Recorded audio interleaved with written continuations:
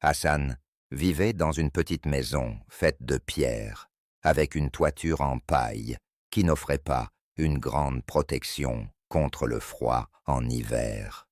Il travaillait comme forgeron, un métier qu'il avait appris de son père, mais ses revenus étaient maigres, juste suffisants pour acheter un peu de pain et de légumes.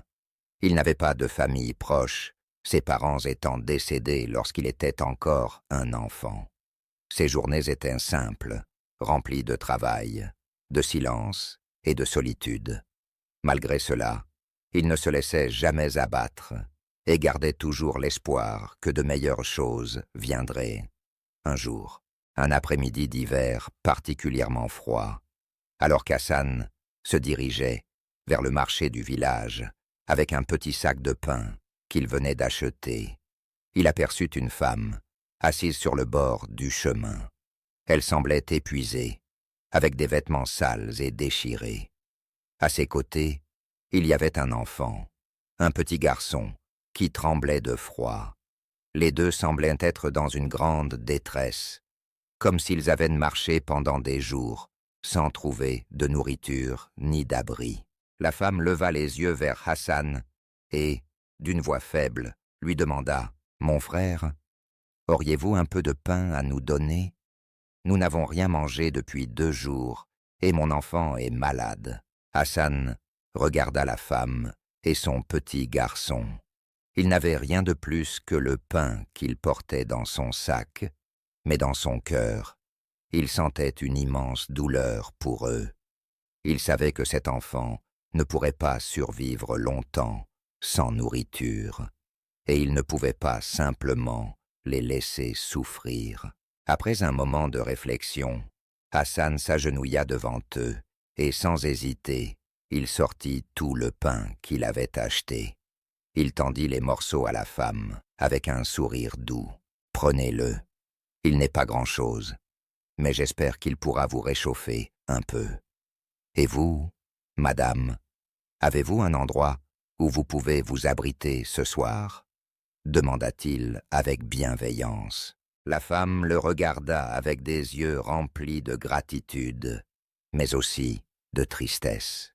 « Je n'ai nulle part où aller.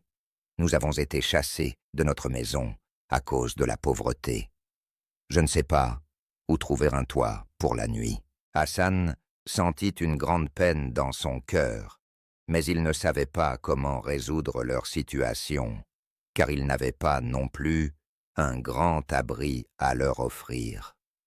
Cependant, il ne pouvait pas simplement les laisser à la rue dans ce froid glacial. « Suivez-moi, » dit-il finalement. « Je n'ai pas beaucoup, mais vous pourrez passer la nuit chez moi. » Ils le suivirent jusqu'à sa petite maison, où il les invita à entrer. Malgré sa propre pauvreté, la maison de Hassan était propre et chaleureuse. Il alluma un petit feu dans la cheminée et leur offrit ce qu'il pouvait. Une soupe faite avec les légumes qu'il avait, bien qu'ils n'eussent pas beaucoup de nourriture, cela suffisait pour calmer leur faim, du moins pour cette nuit-là. La femme, en pleurant de reconnaissance, dit « Que Dieu vous bénisse, vous êtes un homme de grand cœur. Nous n'avons jamais rencontré quelqu'un d'aussi généreux. Nous n'avons pas de mots pour exprimer notre gratitude. » Hassan sourit humblement. « Je n'ai fait que ce que n'importe quel humain ferait dans ma situation. Nous devons nous entraider. » Le petit garçon, se sentant un peu plus réchauffé, regarda Hassan et lui dit timidement « Merci, monsieur. » Ce soir-là, ils passèrent la nuit chez Hassan, qui leur donna une couverture pour se réchauffer. Le lendemain matin, la femme, bien qu'épuisée, se leva pour partir. Elle remercia encore une fois Hassan, en lui promettant de le revoir un jour, lorsqu'elle pourrait lui rendre l'hospitalité. Avant de partir, elle posa sa main sur le cœur d'Hassan et lui dit « Un jour, tu seras récompensé pour cette générosité. L'univers ne laisse jamais les bonnes actions sans retour. » Hassan la regarda partir, sentant une paix intérieure qu'il n'avait jamais connue. Bien que sa vie fût remplie de difficultés, il se rendait compte qu'il possédait une richesse plus grande que l'or, l'amour et l'humanité qu'il offrait aux autres. Il n'avait pas besoin de plus que cela. Le temps passa, et Hassan continua à mener sa vie modeste, mais il n'oublia jamais cette rencontre. Des mois plus tard, un événement inattendu se produisit. Un groupe de commerçants arriva au village pour acheter du fer forgé, et l'un d'eux, en voyant les compétences de Hassan, lui proposa un contrat pour fournir des outils à des villages voisins. Grâce à ce contrat, Hassan put améliorer sa situation financière. Il n'avait pas oublié la femme et son enfant, et il se souvint des paroles qu'elle lui avait dites. Chaque jour, il s'efforçait de continuer à agir avec bienveillance, sachant que chaque acte de générosité apportait, d'une manière ou d'une autre, une bénédiction dans sa vie. Un jour, plusieurs années plus tard, alors qu'il marchait dans le village, Hassan aperçut une jeune femme avec un garçon. En s'approchant, il reconnut la femme qu'il avait aidée tant d'années auparavant. « Tu m'as sauvé cette nuit-là », dit-elle en souriant. « Depuis ce jour, ma vie a pris un tournant. Nous avons maintenant une petite maison et une vie meilleure. Tu fais partie de notre histoire, Hassan. » Ils se regardèrent, et Hassan, avec un sourire modeste, répondit « C'est la bonté de votre cœur qui vous a amené là où vous êtes.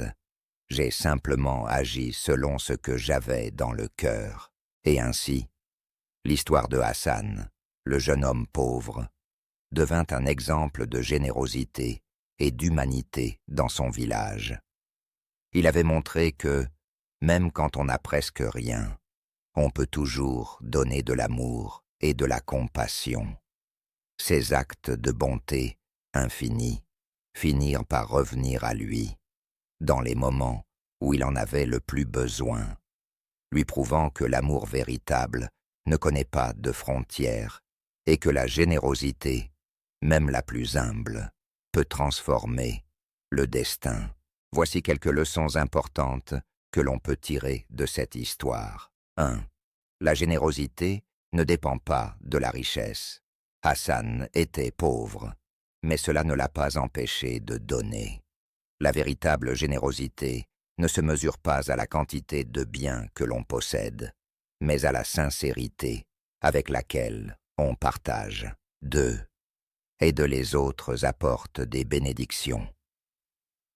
En aidant cette femme et son enfant, Hassan n'attendait rien en retour. Pourtant, sa bonté a fini par lui ouvrir des portes et améliorer sa propre situation.